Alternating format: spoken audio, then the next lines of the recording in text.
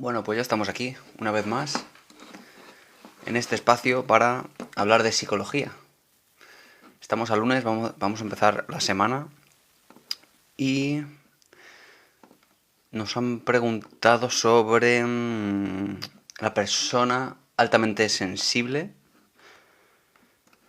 y vamos a ver un poco qué es eso, de la persona altamente sensible, que es algo que no está en el DSM como tal y hay que ver exactamente qué es porque se confunde muchas veces con algunos trastornos que sí son trastornos, cosa que no lo es el PAS, porque se parece sobre todo en cuanto a la alta reactividad a, hola, buenos días, a la estimulación. Entonces hay que ver exactamente qué es para quitarle un poco el miedo de algunas madres a algunos síntomas específicos y que en general todos tenemos cuando vemos pues el síntoma que sea, que enseguida tenemos tendencia a psicopatologizar casi todo. Vemos un síntoma y enseguida lo relacionamos con alguna patología. Por lo tanto, ya nosotros mismos sobrediagnosticamos cuando en realidad no funciona jamás así. No es tan sencillo. Para poder diagnosticar de lo que sea, uno debe de cumplir una serie de criterios y para eso están los manuales diagnósticos, no para otra cosa. Pero sí, esa tendencia excesiva a psicopatologizar sin muchas veces demasiado criterio. Bueno, en cuanto a la persona altamente sensible, me han preguntado, no sé si estará conectada la persona que me lo ha preguntado. A ver. Vamos a ver si la encuentro. Uy, me parece que he mandado algo por ahí raro. Ay, perdón, he mandado una Hola, invitación sin querer. Estaba buscando, a ver, México. la persona altamente sensible. Puedes desconectar si quieres. Le he dado sin querer. A ver si lo encuentro por aquí.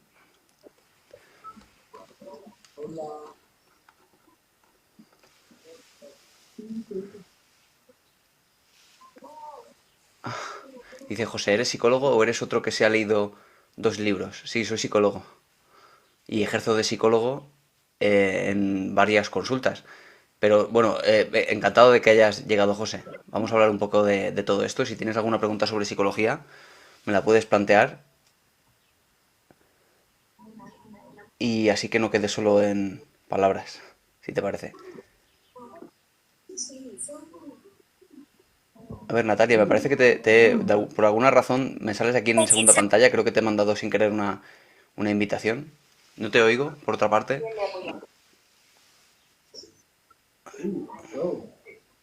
我想我送你没有想要一个邀请，我听不 No sé si 到 lo 你 puedes 在其 cancelar 他 tú 地 desde 方。ahí, porque no consigo quitarlo yo desde aquí, ¿vale?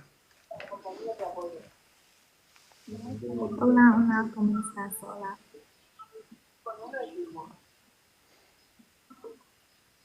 Lina, Antonia, A ver, abajo a la izquierda, a ver Yuri. cómo se quita esto. Debes darle a la izquierda.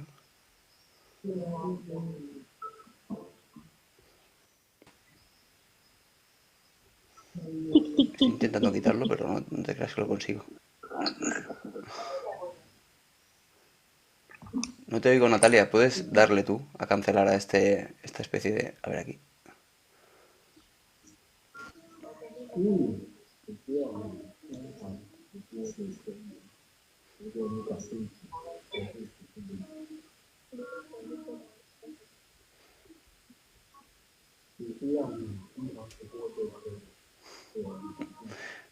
No consigo quitarlo, ¿eh? A ver, aquí anfitrión. A ver. Esta supongo. Vale.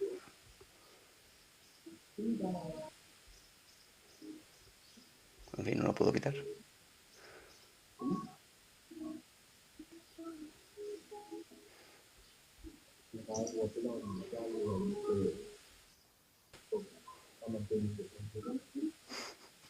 Sí, sí, lo estoy intentando, Hola, pero no creas que lo consigo, ¿no? bienvenido. Por alguna razón es más difícil de lo que mi cerebro puede concebir.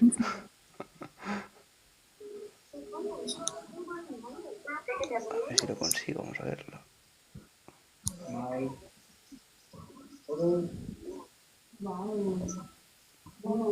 Natasha. Sí.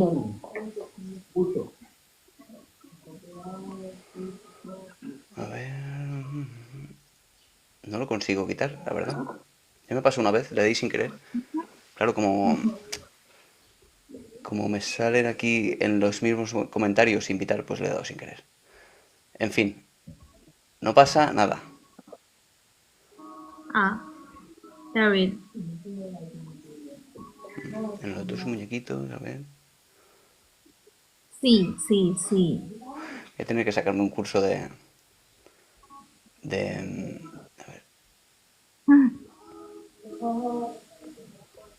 un curso de vivos en... Porque de psicología sí tengo mi graduación, pero de Sí, vivos en sí, TikTok sí. no tanto.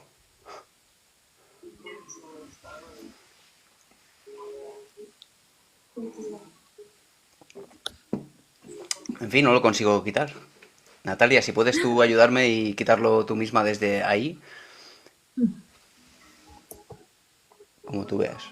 Así que ya la primera pregunta ya la podéis ir haciendo. Oh, ok. De verdad que no lo consigo Adiós. quitar.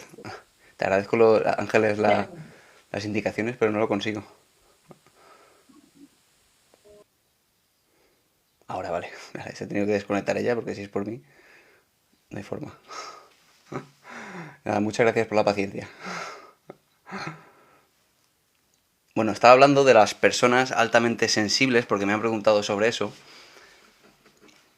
Y yo he tenido algún paciente que me han venido los padres mencionándome que lo que suponen que su hijo tiene es autismo. Y es que se confunde muchas veces.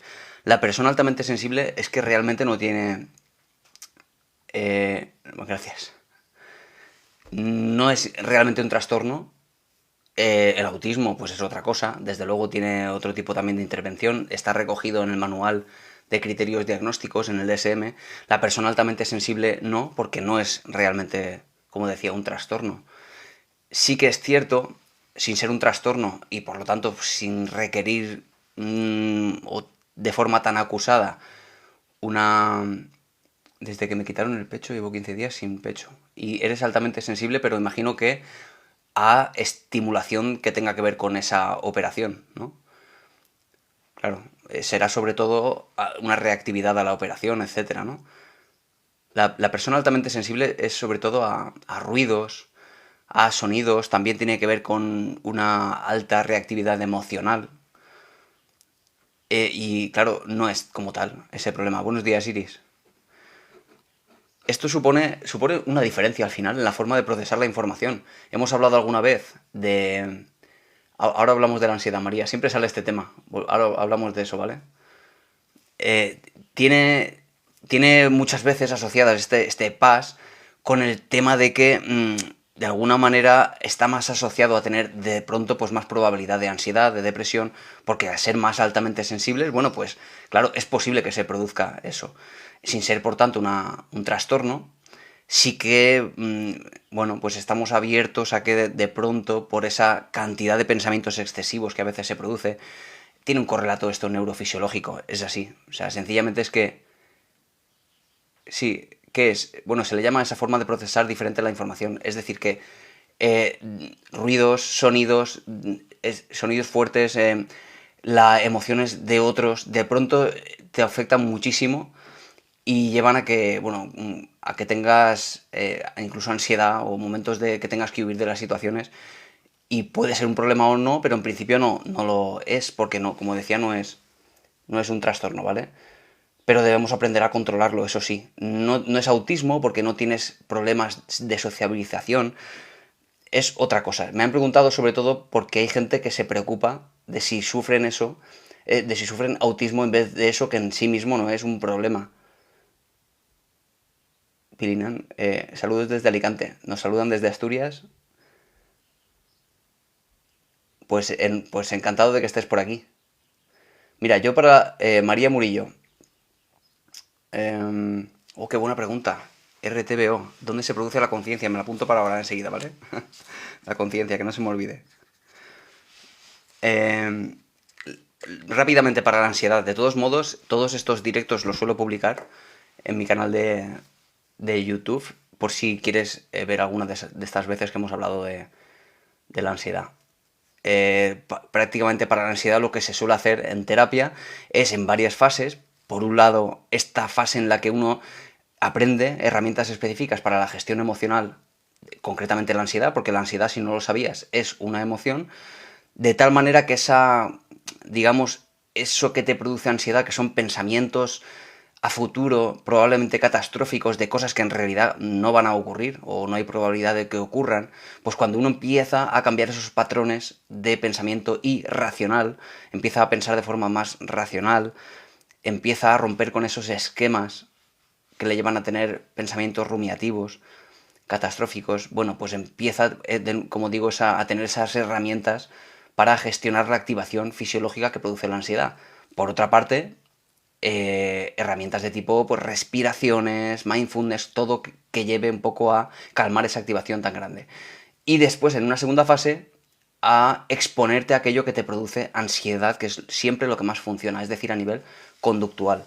¿Vale? Eso es un poco el proceso para gestionar la ansiedad, y las terapias suelen durar poco tiempo realmente, suelen durar aproximadamente unos 2-3 meses y no más, no deben durar más, o al menos la mejoría de los síntomas debe producirse en ese tiempo. Si no se ha producido en ese tiempo, algo se está haciendo mal. A ver, mira, me han preguntado algo muy interesante, que es ¿dónde se produce la consciencia? Bien, la consciencia yo diría que se produce concretamente en un área específica del cerebro, aunque luego desde el punto de vista de las neurociencias es cierto que está todo bastante conectado, no se podría diferenciar tanto partes específicas como en principio se consideraba, pero bueno, sí que es cierto que hay zonas, buenos días, hay áreas del cerebro específicas que se especializan para cosas, eso no hay ninguna duda, ¿vale?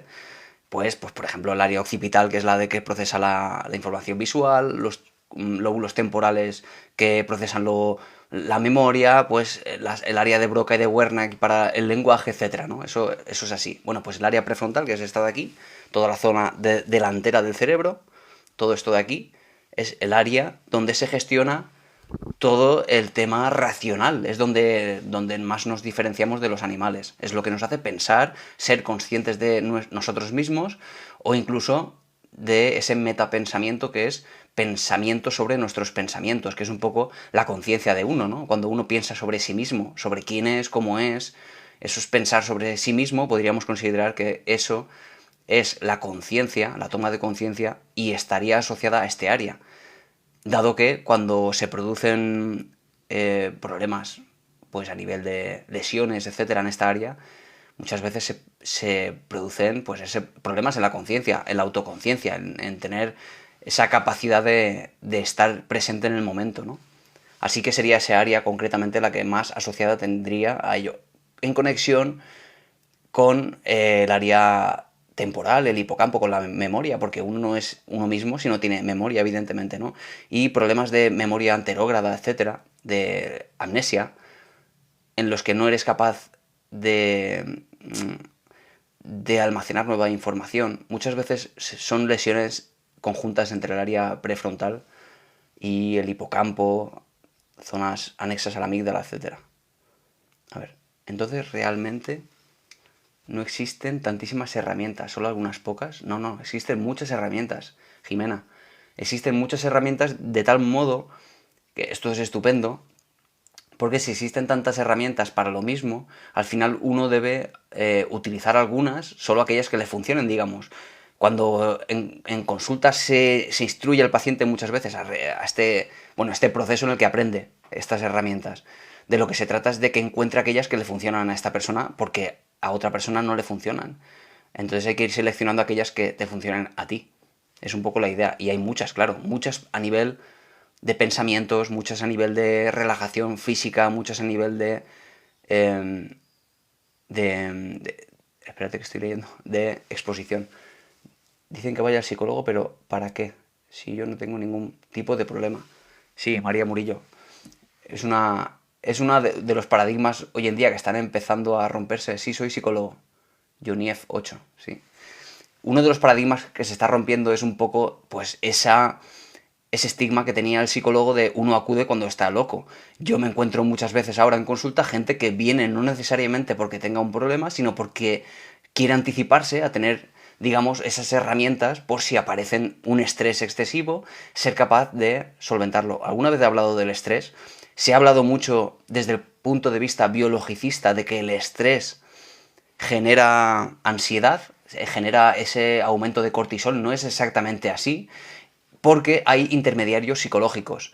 Pues una persona que es más resiliente, una persona que tiene estrategias de afrontamiento, no sufre al final ese aumento de cortisol o ansiedad por tener mucho estrés. Por lo tanto, mucha gente viene a consulta porque quiere aprender a gestionar, por ejemplo, pues esa ansiedad, digamos, prepararse antes de que ocurra. Y por otra parte, la rabia constante, la rabia diaria, tristeza, a gestionar sus emociones solo por pura prevención. Entonces, tengas o no tengas problemas, si consideras que todo eso te puede venir bien, igual que si haces, no sé, tenis y vas a un profesor porque quieres aprender un poco más, pues un poco lo mismo. Ahora bien, si tienes un trastorno psicológico, ahí no hay duda de que necesitas acudir a consulta sin ninguna duda, ¿eh?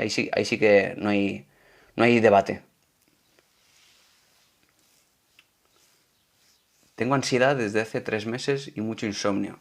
No puedo dormir. ¿Qué me recomiendas? El insomnio probablemente, y si no es que viene desde antes, probablemente tenga que ver también con la ansiedad, porque entras en la cama y se disparan los pensamientos ahí incesantes y no te dejan dormir. Puede ser por eso.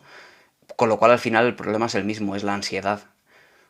Pudiera ser solo el insomnio sin ningún tipo de ansiedad, pero entiendo que al tener los dos comórbidos, pues será a razón de ello. He hablado un poco de esto, de la ansiedad. Sobre todo, mira, yo te recomiendo, así muy rápidamente, porque he hablado muchas veces de la ansiedad, te recomiendo que veas mis directos, los tengo publicados en YouTube. Te recomiendo así rápidamente que hagas un autorregistro de todas aquellas cosas que te preocupan. Porque cuando uno tiene ansiedad, tiene muchas cosas a las que les da muchísimas vueltas. Debe aprender a gestionar eso. Es difícil, hay que seguir una serie de patrones digamos, para llegar a ese estado en el que uno controla su ansiedad, pero muy rápidamente te sugeriría que por lo menos tengas conciencia de qué tipo de pensamientos concretos me causan ansiedad. Si, por ejemplo, te pongo un ejemplo, ¿vale, Alma? Si estás en casa, en la cama, intentando dormir y resulta que tienes un adolescente de fiesta un sábado por la noche y no puedes dormir porque piensas, ¿y si le pasa algo? ¿Y si le pasa algo y eso te impide dormir? Bueno, pues deberías de al menos saber qué es exactamente, qué tipo de pensamientos exactamente te producen esa activación física tan grande. Registrarlos con tal de luego ponerles algún tipo de solución. A ver, ¿qué me puede ayudar? Tengo dudas. ¿Qué es una mujer? ¿Qué es una mujer? Yo no sabría responderte a esa pregunta más allá de lo puramente biológico. Una mujer es la que tiene ese cromosoma XX y el hombre el que tiene XY. Y luego, a razón de un montón de cambios hormonales, uno va reproduciendo o no sus órganos genitales, ya no a razón de los cromosomas, sino a razón de la testosterona o los estrógenos, más bien de la cantidad de testosterona o estrógenos. No sé si me lo preguntas por motivos políticos o por motivos de algún tipo de patología que quieras comentar o algo así. Sí que me preguntaron hace poco, no fue en directo, me preguntaron, una vez que me fui a dar una vuelta por ahí, me preguntó uno por la calle, que es que si la homosexualidad era hereditaria. Y yo lo miré bastante sorprendido y le dije, no hombre, pero eso no tiene nada que ver con la biología. Claro, uno tiene su cromosoma, tiene sus cromosomas y tiene una cantidad de testosterona y de estrógenos a razón de esos cromosomas, ¿no? Pero ahora bien, una persona que tenga una orientación sexual u otra, eso no altera su nivel de testosterona, por ejemplo, si eres hombre, seas homosexual o seas heterosexual, los niveles de testosterona no cambian, con lo cual no tiene nada que ver con la biología. Eso es una cuestión de orientación sexual que sobrepasa con mucho la biología. Pero en fin, pues dudas que la gente tiene. A ver, perdida, a ver, David, perdida de la mascota, mi perro, ¿qué consejos? A ver. Ah, porque se ha perdido tu perro. Claro. Y estás sufriendo una semana sin que aparezca. Claro. Es duro, ¿no, Catija? ¿Y cómo está eso? Imagino que tendrá un chip, imagino que habrás podido poner todos los medios a tu alcance para solucionarlo.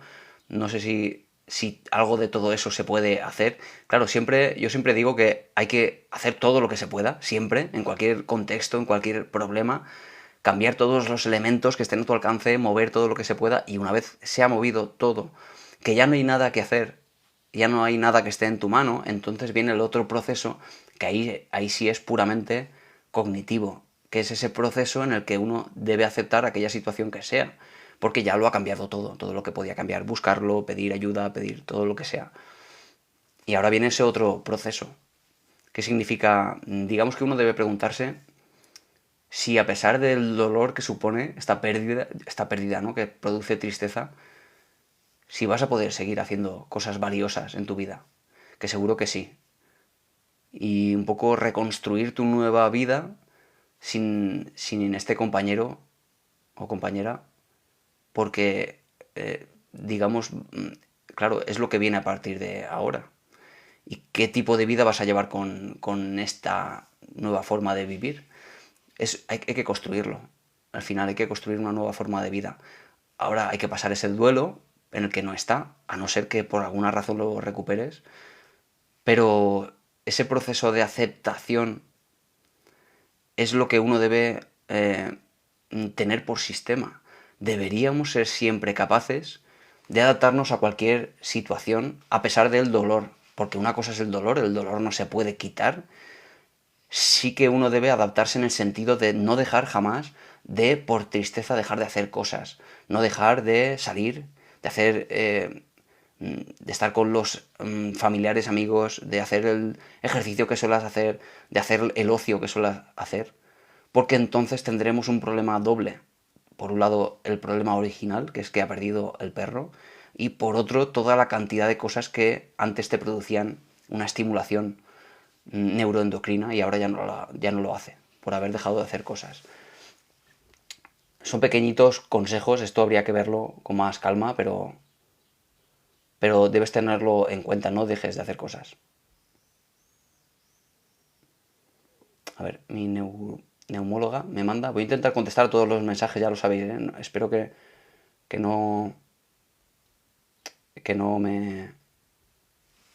no me juzguéis por no contestar alguno, ¿eh? Y si alguno quiere volver a preguntar algo, preguntármelo por privado, sin problemas, ¿vale? Aunque a veces tardo un poco en contestar porque suelo tener bastante trabajo.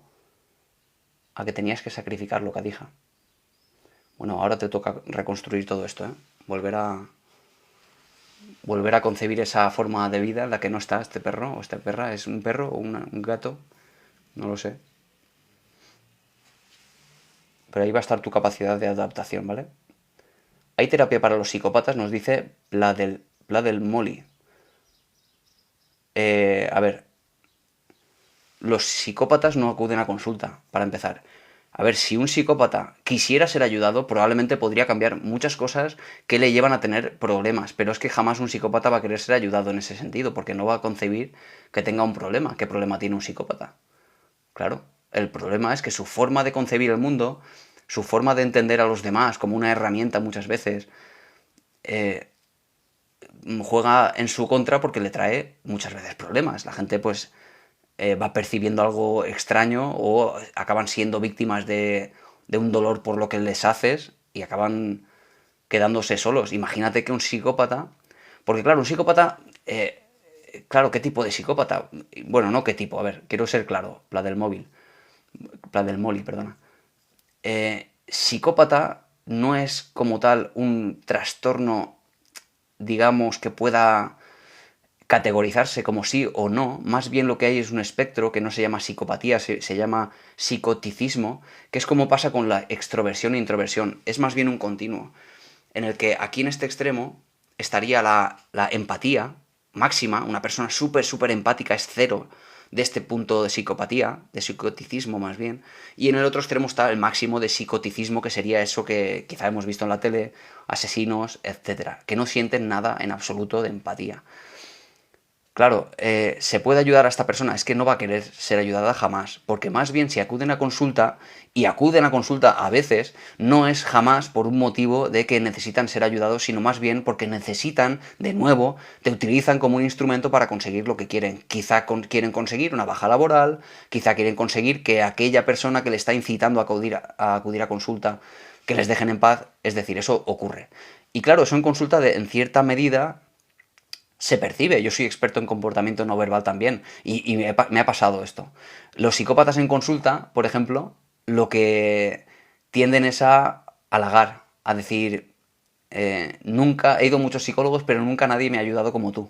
Eso es algo muy común en los psicópatas porque intentan sobre todo manipular y conseguir aquello que quieren, adular en exceso y después a nivel de lenguaje no verbal en cuanto a la expresividad facial suelen percibirse bueno, sobre todo, ya no que haya un patrón facial común a la psicopatía, sino que se encuentran muchas incoherencias entre la expresión facial y lo que están diciendo. Uno dice estoy muy triste porque mi familia no sé qué, y de repente no expresa aquello que sí expresamos todos, que es tristeza en la expresión facial, que son expresiones universales y que todo ser humano expresa de forma exactamente igual, ¿vale? Uno expresa la cara con la cara tristeza igual en todas partes del mundo, en todas las culturas, ¿no? De miedo, alegría, asco, ira, todos son emociones universales y claro, encontramos a veces esa falta de concordancia cuando hacen ese tipo de alegatos. Pero la respuesta sería que más bien no. Mi neumóloga me manda al psicólogo para poder controlar mi ansiedad ante crisis de asma. Claro, claro, porque al final está asociado.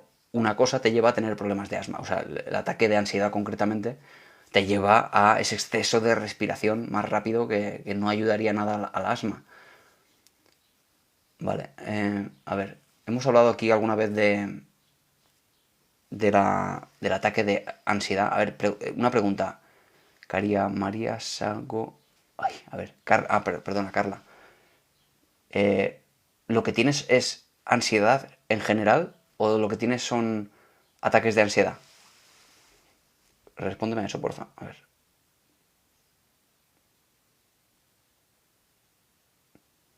Bueno, con permiso, es un duelo y hay que pasarlo. Le diste lo mejor, hiciste lo mejor, te dice por aquí Juana, para lo del animal. Pues sí, tienes toda la razón. A ver, yo por tristeza no me he atrevido a activarme, a hacer ejercicio. Me lo mandan los médicos, pero no eres capaz, Ana, ¿verdad? O sea, te dicen los médicos que lo mejor es hacer ejercicio, pero no eres capaz, claro. Es que ese nivel motivacional es el que quizá falta, ¿no? Por parte del médico. Lo más razonable es que te diga, porque tiene todo el sentido del mundo, que lo hagas, que hagas ejercicio. Pero claro, ¿y cómo hacemos ejercicio si nos sentimos tan tristes? Y por eso yo siempre digo que debemos empezar a cambiar un poco el concepto que todos tenemos, casi todos tenemos, y que nos lleva luego a que cuando tenemos un síntoma de depresión o una tristeza que se excede en su expresión más natural, tenemos problemas, pero es básicamente por esa concepción que tenemos de la motivación. Parece que solo hacemos cosas cuando estamos motivados para hacerlas, y es un error. Es algo que yo le digo a mi hija casi todos los días. No se trata de hacer las cosas solo cuando tienes ganas, en absoluto, porque te va a acabar encerrando eso en problemas cuando no estés contenta o cuando no estés contento. Deberíamos cambiar esta concepción por esta otra. Yo hago cosas, esté triste o no esté triste, porque sé que son beneficiosas para mí. Es otro concepto que engloba, más allá de la motivación o la fuerza de voluntad, la disciplina, el hábito, solo porque sabemos que es bueno. Si solo nos rigiéramos por hacer cosas cuando estamos contentos, nos dejaríamos llevar demasiado digamos, por neurotransmisores como la dopamina, la serotonina, y cuando eso decaiga, ¿qué pasa? Tenemos un problema. Así que cambiando esa concepción de la motivación, yo te sugiero que digas, vale, estoy triste, que puedas monitorizar esa tristeza y decir, estoy triste, no tengo ganas de hacer nada, pero eso es una emoción. La conducta está bajo tu control al final, tú puedes decidir mover tu cuerpo porque parte de otros campos del cerebro, como el área motora y premotora, como el córtex prefrontal. Uno puede decidir mover su cuerpo, sin ganas ninguna. Esa es un poco la idea. Que tienes tristeza, de forma muy progresiva y de forma sistemática, mueve tu cuerpo hacia hacer cosas, porque no es tengo ganas y entonces las hago y me llevo una recompensa neuroendocrina, porque se producen, bueno, sensaciones cuando consigues hacer cosas. Es más bien al contrario. Primero las hago, primero hago cosas y luego recibo los beneficios de haberlo hecho. Pues eso, endorfinas, dopamina, una serie de recompensas neuroendocrinas que no hubieras recibido si no te hubieras movido. Y entramos en un círculo vicioso, en una espiral patológica hacia abajo, en la tristeza, que nos lleva a no acabar nunca ese círculo vicioso. ¿Vale, Ana? Yo te recomiendo que sigas moviéndote aunque no tengas ganas. Esa es un poco la idea. Pasa lo mismo con el miedo, ¿eh? Uno no debe... Si tiene miedo a hacer algo, que lo haga con miedo, pero que lo haga. Esa es la definición de valentía. A ver. Me siento, me dice Maita Pérez, necesito decirlo, me siento con dolor, angustia, tristeza, soledad. Son muchas emociones, ¿eh? Son muchas emociones. Ya lo creo. Entiendo que estás pasando por un mal momento, ¿no? Es decir, me refiero, evidentemente, me refiero que no es algo permanente, que no creo que estés así años, ¿verdad? ¿Y eso lo ha desencadenado algo, Maita, te pregunto? ¿O es sin ningún tipo de razón, como a veces ocurre con la depresión? ¿La dieta y el sueño influyen en el estrés? La dieta y el sueño influyen en el estrés. El estrés, el no va mar, el estrés se define como la presión externa, inclusive en cierta medida objetiva, lo que está fuera presionando a nuestra psicología que está dentro. El estrés puede ser a nivel pues laboral, a nivel de pues una catástrofe. Por ejemplo, con la Dana de Valencia, por ejemplo, produjo mucho estrés, de tal manera que determinados procesos psicológicos permiten que ese estrés se convierta en ansiedad, en esos cambios neuroquímicos de tipo cortisol, adrenalina, noradrenalina, etcétera. Pero claro, eso ocurrirá o no ocurrirá dependiendo también de esa sensación de que está bajo tu control en cierta medida. Por eso ocurre esas personas que están en un estrés constante laboral, por ejemplo, pero se sienten capaces o les llena de vida y lo llevan muy bien. El estrés en sí mismo no es malo, ¿vale? Ahora bien, la dieta y el sueño. Claro, lo que puede ocurrir es que si no duermes bien, claro, ese insomnio te lleva a que a nivel fisiológico te sientes súper cansada, tienes hipersomnia y claro, te está influyendo en todo lo demás. La dieta, por supuesto, influye en todo, ¿eh? La dieta no vamos a obviarla jamás, porque influye en todo, absolutamente en todo. Jamás como algo causal, nadie puede decir que a causa de la dieta pueda tener una depresión o tener ansiedad, ni mucho menos, pero todo influye. Si no comes bien, desde luego que, bueno, pues va a afectar a nivel tanto físico como de alguna manera psicológico, al igual que el deporte, ¿no? El deporte, no tener deporte no causa nada, pero tener deporte, bueno, pues aumentamos determinados indicadores neuroendocrinos, como aquel factor de neurotrófico del cerebro que tiene que ver con hacer deporte, aumenta esa hormona que está relacionada con mejor memoria, por ejemplo, y mejor atención, con lo cual todo eso influye. La dieta, el sueño, el ejercicio, claro que sí. A ver qué me dice Campanilla de que no tiene cura. ¿A qué se refería? A ver, Campanilla, no sé a qué te referías. ¿Por qué tengo tanto sufrimiento por los ruidos de los vecinos? Es... Ah, vale, por el psicópata. No, no tiene cura, claro. No tiene cura porque es una forma de procesar la información sencillamente diferente por nacimiento y punto. No hay más. A ver, nos dice Beli, ¿por qué tengo tanto sufrimiento por los ruidos de los vecinos? Y Beli, contéstame una cosa. Es rabia, supongo, lo que sientes. Yo te voy a definir rápidamente cuál es el motivo general para todo ser humano de la rabia, ¿vale? Que después cada uno lo interpretará de una forma o de otra cuál es la situación. Pero básicamente, si hablamos de motivaciones generales para una emoción u otra, generalmente en el caso de la rabia es la sensación de injusticia de aquella situación que estamos teniendo. Beli, si tú interpretas que aquellos ruidos de los vecinos son completamente injustos, que deberían de comportarse de otra manera, ahí abrimos la puerta a sentir rabia. Estás de alguna forma juzgando aquel comportamiento de los demás y eso te lleva a un sufrimiento a ti constante, pero es esa interpretación que tú tienes de esa situación y no tanto la situación.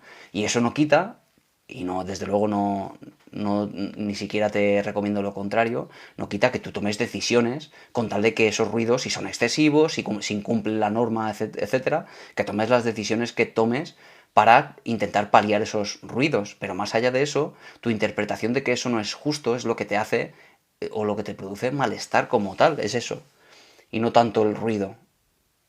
A veces es difícil de concebir, pero tiene mucho que ver con eso.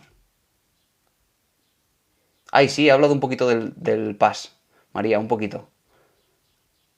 A ver, ¿quieres hacer alguna pregunta, María, sobre el PAS? Luego, de todas maneras, publicaré el... Ah, mira, nos dice Campanilla como que no parpadean los psicópatas. No está tan claro, Campanilla. No está tan claro que haya un patrón identificable conciso y lo verás mucho por internet. Esto de identifica al psicópata con esta clave, no es así. De hecho, los psicópatas, si a veces, no siempre, pero si además están asociados a una inteligencia mayor, ellos al final se van adaptando a aquello que tú esperas de ellos. Si ellos, por ejemplo, leen en internet, porque solo han podido leer, y ellos igual que tú, ellos han leído en internet que los psicópatas no parpadean y ellos sienten que pueden ser, bueno, porque ven que hay algo raro, ¿no? Pues dicen, pues ya me empiezo a parpadear más y ya está. Es decir, no hay un patrón común que nos permita identificar, como sí ocurre, por ejemplo, con, como decía antes, hay expresiones faciales asociadas a emociones concretas de forma universal y no hay ninguna duda. Uno puede identificar si alguien siente tristeza en todas partes del mundo y en cualquier cultura, o miedo o alegría, que es una de las claves muchas veces que nosotros podemos, digamos, identificar e inferir cuestiones a nivel de comportamiento no verbal. Pero ahora bien, por ejemplo, no hemos asociado expresión facial concreta para el psicópata como tal. Más bien podríamos identificar, bueno, en determinados momentos concretos, cierta expresión facial que no es coherente con la emoción, como pasaría, pues no sé, alguien que ha, no sé, acabado con la vida de un familiar y dice estar muy triste y de repente, no sé, muestra expresión facial de ira, de miedo, de lo que sea. Imagínate esta expresión, que eso se ha asociado también a psicópatas, esta expresión de el AU5 se llama, es este movimiento del párpado superior cuando se eleva, asociado al miedo y asociado a la ira, ¿vale? Este movimiento, cuando permanece demasiado tiempo, parece, ¿no?, que supondría asociarse a la psicopatía. Y no es así, sencillamente es que quizá en un momento determinado la persona ha sentido miedo, este disparo de miedo porque ha pensado en algo concreto. A ver, Rafael nos dice que tiene mucha ansiedad y miedo. Hemos hablado muchas veces de la ansiedad. A ver, que no quiero perderme nada. Rafael, escríbeme si quieres por privado porque, claro, habría que verlo en profundidad. Vale, he puesto, de todas maneras, en mi canal subo algunos tips para la ansiedad. Hay uno en mi canal de TikTok que está fijado en el perfil, que hablo de eso precisamente, de la ansiedad. Si necesitas ayuda más concreta, pues me escribes, ¿vale? A ver, los modos de expresión, cada uno tiene un modo. Sí, Campanilla, cada uno tiene un modo de expresión, sobre todo en cuanto a la postura, el movimiento de manos, a girar o no el cuello, pero la expresión facial de las emociones es universal, no hay ninguna duda. La expresión facial de la alegría supone mover el orbicular de los ojos por un lado, este movimiento así, el cigomático mayor cuando se eleva los labios, y eso no hay ninguna duda. En la tristeza, pues sube las cejas en este movimiento unilateral, no unilateral, perdona, en el centro de las cejas, que sería esto. ¿Vale? Esto es completamente universal y no hay ninguna duda de ello. La gente puede, por ejemplo, reprimir esa expresión facial. Puede intentar fingir, pero luego hay microexpresiones que son encadenadas concretamente a nivel fisiológico que no se pueden evitar, que es lo que llamamos microexpresiones. De eso no hay ninguna duda. Pero, bueno, más allá de eso, después cada uno tiene su forma de moverse, a nivel incluso de la voz. Es lo que llamamos línea base. La línea base de cada persona es única y uno debe tenerlo en cuenta a la hora de analizar a nivel no verbal a una persona. A ver. Somos 200 personas aquí, madre mía. Esto es un exitazo de nuevo. Y estamos a lunes. Lunes a las 10 de la mañana. Esto es una maravilla. Mañana, por cierto, son menos cuarto, tenemos un rato todavía. Mañana, por cierto, como tengo que ir a la radio, a Radio Monóvar, a las 10 en punto estaré allí, en directo, y luego cuando acabe, vendré aquí al directo a las 10:30, pues cuando acabe, ¿de acuerdo? Ahora a la 1:30 me voy a Tele Elda también, y no paro, yo no paro. Yo estoy encantado de todo esto porque me encanta hablar de psicología, como veis. A ver. Mira, nos dicen, yo tengo nervios porque estoy con un chico, supongo, pero no puedo estar por mis hijos. Ay. Flor 2. Es decir, que no puedes estar con él por tus hijos, porque los tienes en custodia, supongo, ¿verdad? ¿Y por qué no puedes estar con él? No puedes estar porque los tienes, imagino, siempre y... Claro, habría que al final buscar la forma, entiendo. O porque él no quiere con los niños. Habría que buscar la forma siempre, ¿no? ¿Sabes? Flor 2. Mira, hay un tipo de terapia, que bueno, por decir terapia, pero perfectamente podríamos llamarle entrenamiento, que se llama solución de problemas. Fíjate, en 5 pasos, ¿vale?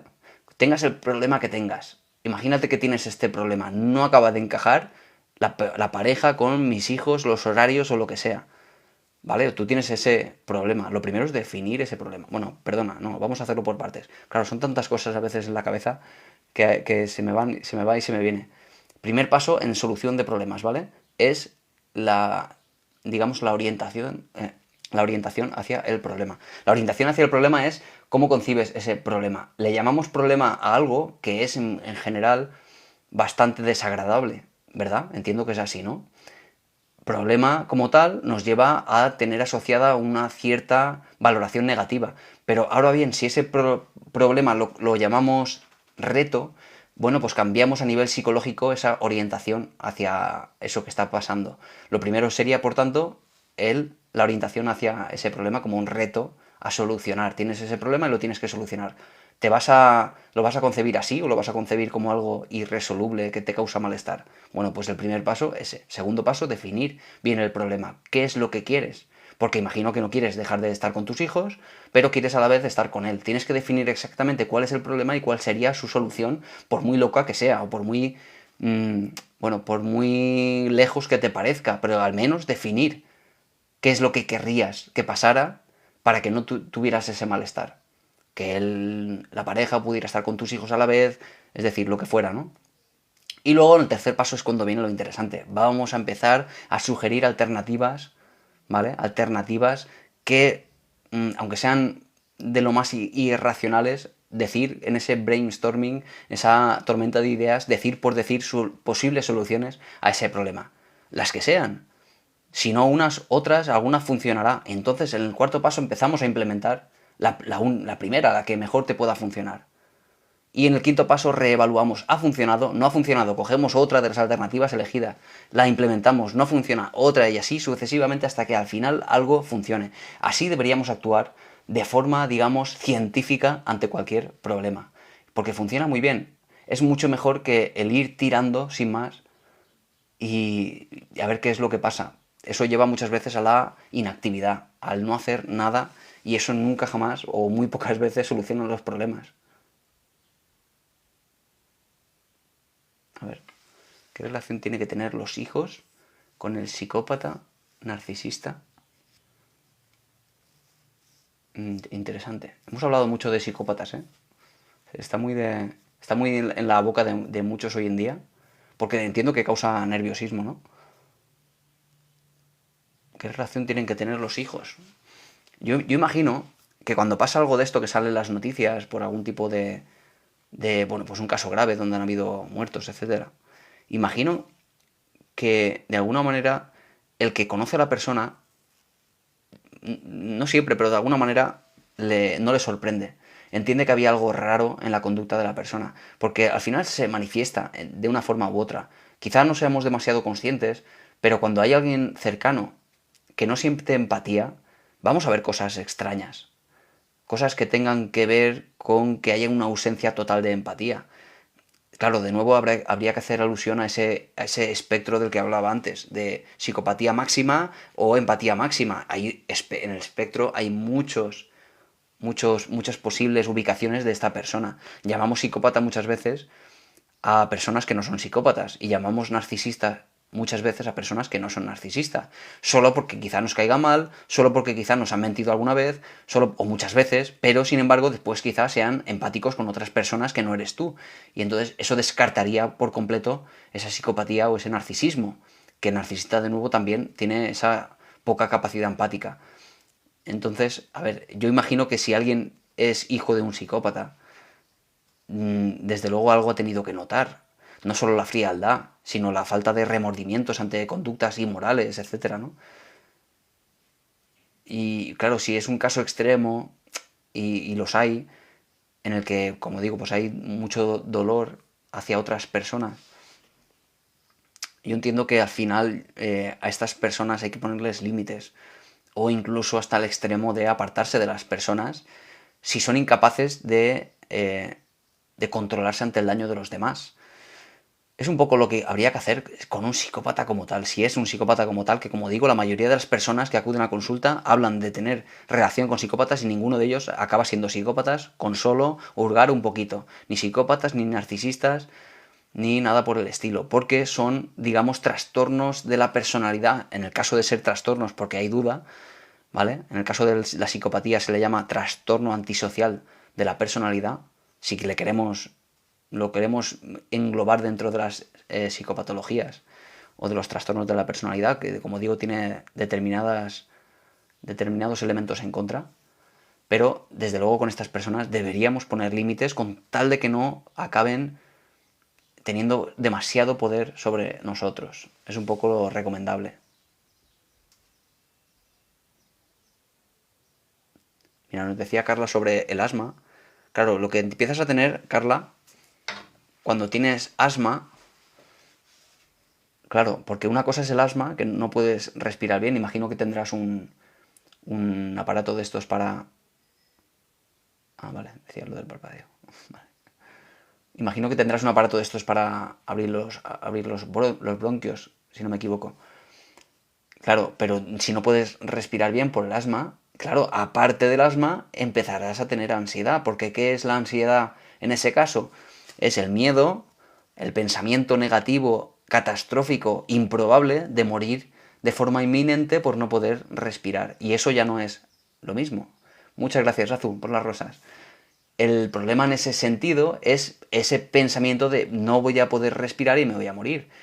Entonces tenemos un problema más bien médico como es el asma y tenemos aparte la ansiedad que empeora ese problema médico.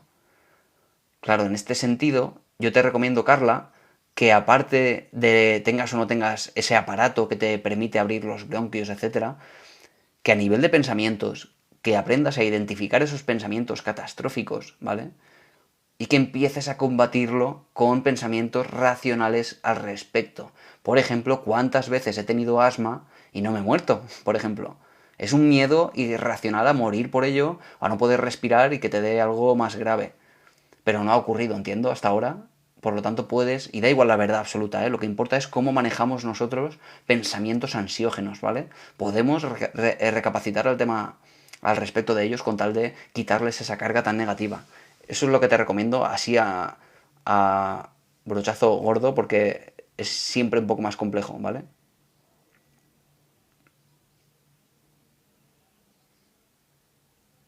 Aquí nos dicen, por ejemplo, otros problemas médicos, artritis, artrosis, todos ellos son problemáticos, pero es que más allá de ello, más allá de los problemas médicos, es que siempre tienen asociado el riesgo a tener aparte un problema psicológico, porque tienes el diagnóstico y eso te lleva a tener problemas en el día a día. Pues emociones que se disparan, tristeza que puede acabar derivando en una depresión, miedo a cosas que te acaban o pueden acabar llevándote a tener ansiedad, etcétera, ¿no? Todo eso siempre está ahí. Así que uno debe cuidar también, aparte de su cuerpo, también debe cuidar su mente, aparte de eso. Hola David, muchísimas gracias por tu tiempo y por ayudar a los demás. Qué educado eres, muchas gracias. No va más. Muchas gracias por tu comentario. Y me paso las noches caminando por casa o alguna vez me bajo a la calle de madrugada. Claro, por la ansiedad, por la sobreactivación que produce la ansiedad más que el asma, ¿no? Yasmina, dime qué me habías preguntado, perdona. Es que hay aquí un montón de comentarios, ¿eh? Pero un montón, ¿eh? No te imaginas. No sé si los puedes ver. Supongo que sí. Hay una barbaridad y no sé si... Ahora mismo no sé qué me has preguntado, Yasmina. ¿Me podrías preguntar otra vez? Si no me da tiempo, porque son casi menos 5, me preguntas por privado, porfa, y te contesto, ¿vale? A veces, como digo, tardo un poquito, pero contesto. Eso si no me da tiempo, ¿eh? Si puedes preguntarme ahora. Madre mía, es que hay una barbaridad de mensajes que se van a quedar sin contestar. Luego los leeré. Y si los puedo traer para mañana. Mira, por ejemplo, nos dice José, ¿cómo se puede combatir el miedo a una cirugía? Sudor frío, pitidos al oído y al final desmayo. Anda. A ver. A ver, pero combatir el miedo a una cirugía que no ha ocurrido todavía. Entiendo, claro. Porque es que va a ocurrir la cirugía y todo eso te produce al final incluso el desmayo. ¿Sabes que hay una fobia que se llama fobia a... Bueno, hay un conjunto de elementos separados por una barra, que es sangre, inyecciones, etcétera, en la que, a diferencia del resto de fobias, que producen una determinada sobreactivación fisiológica, en este caso, esta fobia concreta, por alguna razón, produce el patrón contrario y llega hasta el desmayo. Y fíjate que en este caso, aparte de los elementos cognitivos que nos permitirían combatir esos pensamientos ansiógenos, catastróficos, que son motivo de tu ansiedad, ¿vale? Que sería un tema a analizar con más calma. Resulta que para este patrón de reacción fisiológica tan característico que nos lleva al desmayo, es decir, a que el tono muscular se apaga, se quita, se va al traste y acabamos yendo al suelo, nos desmayamos, ¿no? Con lo cual presenta un problema bastante característico porque te puedes hacer daño al caer, ¿no? Para este patrón concreto, a la hora de solucionar este posible desmayo, el que el tono muscular se reduzca de forma drástica, lo que se hace es precisamente lo contrario que se hace para, por ejemplo, un ataque de pánico, que intenta uno instruirse en la relajación muscular. Hay incluso terapias basadas en la relajación muscular, como la de Jacobson, por ejemplo, que es, por ejemplo, pues apretando los músculos y luego relajándolos con tal de sentir el hormigueo que produce la relajación, etcétera, poner el foco ahí, todo eso. En este caso sería al contrario. Fíjate que si estás a punto de desmayarte porque tú ya has identificado este patrón, ya has identificado este problema, me refiero, tienes ya una cierta monitorización, sabes que te va a ocurrir, lo que hace uno en ese caso es precisamente, contra la falta de tensión muscular, una tensión voluntaria antes del desmayo, con tal de que de esa forma no acabas llegando al desmayo o a esa falta de tensión que se produce casi sin conciencia. Por lo tanto, si uno lleva tensión a las piernas, si uno tensa las piernas de forma voluntaria, los cuádriceps, los gemelos, los pies, los aprieta, no llega al desmayo. Puede llegar incluso, a pesar de la activación de la ansiedad, llega incluso a controlar el desmayo sin necesidad de caerse al suelo, que llega a ser en sí mismo un problema. Son -5, estamos a punto de acabar. Hola, gracias por tu tiempo. ¿Tratas traumas? Sí, COPE.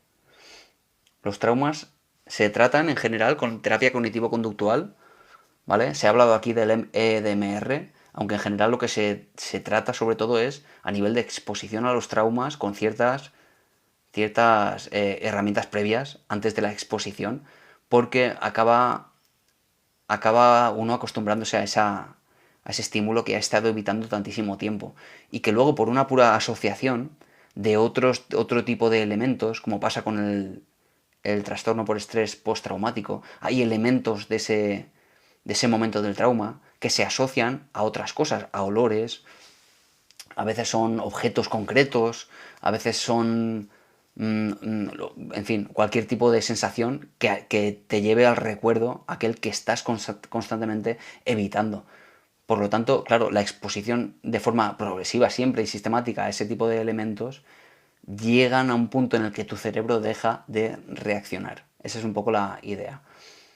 Pero obviamente con ciertas herramientas previas, y la exposición suele ser además en imaginación, con los ojos cerrados, pensando cosas primero poco estimulantes, y poco a poco se va uno acercando hasta llegar a la solución. Se puede, ¿eh? Se puede. A ver, ¿cómo bajar la temperatura? Que me sube hasta 4 grados por ansiedad. No he escuchado yo eso de subir la temperatura por ansiedad. No lo había escuchado. Es posible, ¿eh? Pero no lo había escuchado, la verdad. Y no sabría cómo bajar la temperatura en ese caso. Lo que sí sé es que cómo bajar la ansiedad. Ahora bien, no es, Zelda se llama.